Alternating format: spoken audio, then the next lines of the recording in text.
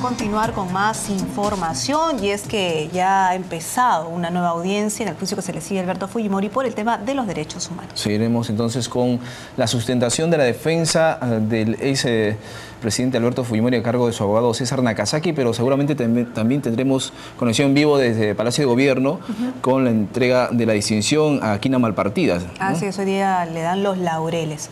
Pero nosotros nos vamos ahora a trasladar a la Diroes, allí se encuentra David Hurtado. David, te escuchamos. ¿Qué tal? ¿Cómo están? Buenos días. Continúa en esta fecha la parte medular de la defensa de César Nakazaki, referida justamente a los crímenes de que se le acusa al expresidente Alberto Fujimori. Recordemos que la audiencia pasada, César Nakazaki sostuvo de que no existe ningún documento que pruebe una política antisubversiva paralela, una acta sucia, como se le denominó por parte de la Fiscalía, y que el presidente de la República tampoco tenía la potestad de ordenar a militares o a policías que ejecuten a personas. Esas dos fueron las primeras intervenciones de Nakazaki, que pesan las situaciones por homicidio agravado que pesan sobre Alberto Fujimori y continúan en el día de hoy. Una parte muy importante de esa posición, la cual les ofrecemos en vivo vía canal. ¿Qué es potestad militar del jefe supremo de las Fuerzas Armadas? Porque dependiendo de esos conceptos podremos determinar qué se debe probar.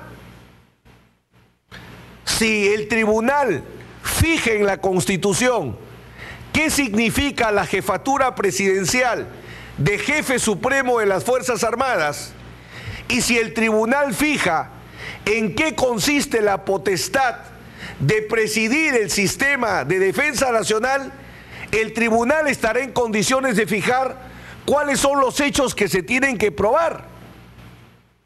No hay otra manera en la metodología o propuesta de la defensa de probar el delito. Se tiene que establecer cuáles son las potestades militares de ser jefe supremo de las Fuerzas Armadas. ¿Y esto por qué? Porque Alberto Fujimori, y lo graficamos, permítanme adelantar un tema que vamos a desarrollar más adelante, a Alberto Fujimori le atribuyen a una autoría mediata a través de un aparato organizado de poder. Y para la defensa, la autoría mediata a través de un aparato organizado de poder tiene 5 elementos. Un aparato organizado de poder, jerarquía, división de funciones y número suficiente de integrantes para formar relaciones de mando entre superiores y ejecutores de las órdenes. Segundo elemento, un superior que dentro del aparato organizado de poder dicta la orden de cometer un delito y su ejecución por un subordinado. En tercer lugar, la fungibilidad del ejecutor material de la orden. En cuarto lugar, la no sujeción al derecho del aparato organizado de poder. Y en quinto lugar, el dominio de la organización del superior que dicta la orden de cometer el delito. Eso es lo que entiende la defensa constituyen los elementos típicos de la autoría mediata a través de un aparato organizado de poder o simplemente autoría mediata por dominio de la organización. Entonces, la pregunta es, ¿cuál es el aparato organizado de poder a través del cual actuó Alberto Fujimori? En ese aparato organizado de poder, él tenía mando.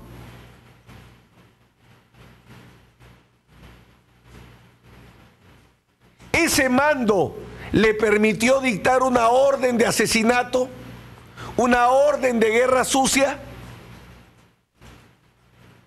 Por eso es que los temas que estamos tratando resultan trascendentes. He escuchado sostener que se puede probar una política solamente con testimonios referenciales o con indicios, porque a Alberto Fujimori finalmente se le atribuye una política de facto.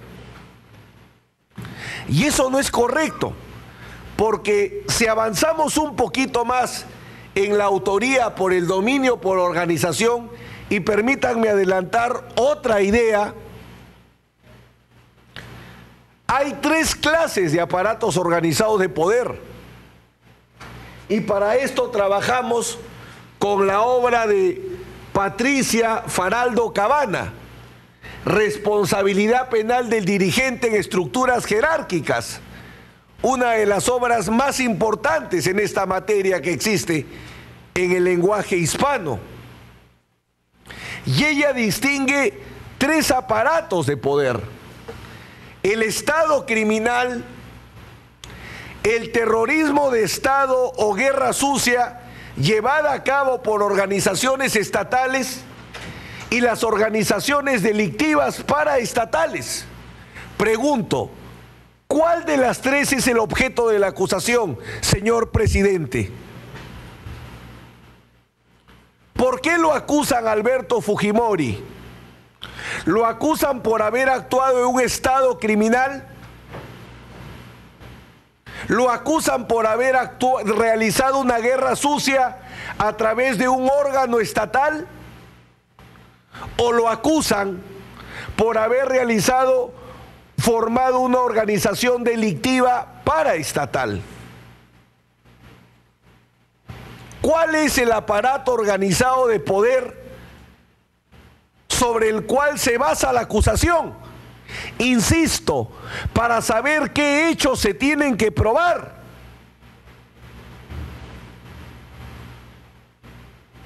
Por eso es que no estamos en las nubes, estamos en el centro de la discusión de este juicio oral.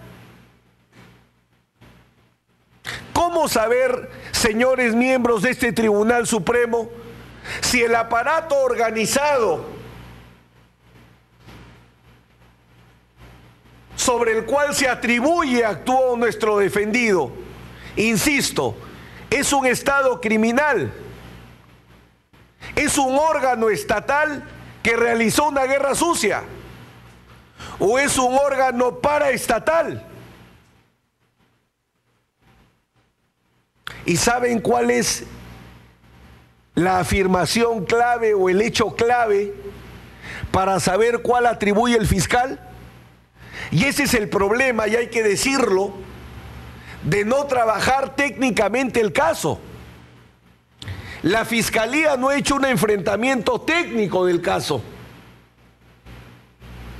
porque utiliza palabras, me atrevo sin siquiera imaginar a qué categoría jurídica se refiere. Es como una persona que dice, encontré un grano en el pulmón, pero no sabe si es cáncer o es una neumonía. Si el fiscal habla de política de guerra sucia, insisto, si el fiscal habla de política de guerra sucia, no que una comisaría se dedicó a hacer guerra sucia, no que un grupo de operaciones especiales de inteligencia, y por favor esto es vital, la acusación no es que un grupo de operaciones especiales de inteligencia hizo guerra sucia. La acusación es, hubo una política de Estado, de gobierno, de guerra sucia. Tan es así que en esto ni siquiera se ponen de acuerdo la Fiscalía y la parte civil, porque mientras que la Fiscalía focalizaba el tema a los hechos del Grupo Colina, la parte civil a través del doctor Rivera decía no, que esto es a nivel nacional. Y él ha estado más dedicado a Ayacucho, a Carrión. ¿Por qué es importante esto, señor presidente? Señores miembros de este Supremo Tribunal Penal Especial. Porque se acusa a mi cliente de una política. Entonces, al acusarlo de una política, estamos hablando de un estado criminal. La acusación es que el Perú, el Estado peruano, desarrolló una política antisubversiva de guerra sucia o de baja intensidad.